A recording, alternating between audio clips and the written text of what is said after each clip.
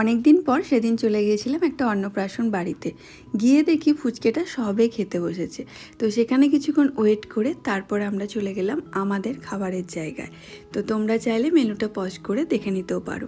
তবে বলতে পারি প্রত্যেকটা খাবার খুব ভালো ছিল এবং দুপুরবেলার জন্য একদম উপযুক্ত মেনু ছিল। তো যাই হোক, এবার সবাই আমরা বসে পড়েছিলাম খাবারের জন্য। আর খাবারও এবার আসার সময় হয়ে গেছে। তো প্রথমেই দিয়ে দিয়েছিল গরম ধোঁয়া ওঠা ভাত, নুন, লেবু আর সাথে দিয়েছিল ঘি। তারপর দিয়ে দিয়েছিল শুক্তো। আর ভোজবাড়ির এই শুক্তোটা না খেতে আমার দারুণ লাগে। আর এখন ভয়েস ওভার দিতে গিয়ে অটোমেটিক্যালি আবার জিভ দিয়ে জল চলে আসছে।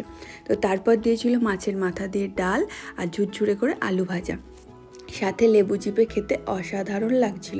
তারপরে দিয়েছিল এঁচোড় চিংড়ি। প্রথমেই বলে দিয়েছি, আলাদা করে বলার কোনো দরকার নেই, প্রত্যেকটা খাবার খুব টেস্টি ছিল। এঁচোড় চিংড়ির পর দিয়ে দিয়েছিল তোপসে মাছের ফ্রাই আর স্যালাড। তারপরে দিয়েছিল দই কাতলা। দই কাতলাটাও খুব ভালো ছিল।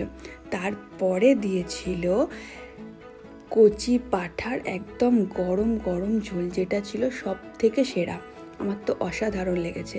তারপরে তো চাটনি, পাঁপড়, পায়েস, রসগোল্লা, সন্দেশ সব কিছুই ছিল। আর সব শেষে ছিল আইসক্রিম আর পান। আর খাওয়া শেষে সবাইকে টাটা।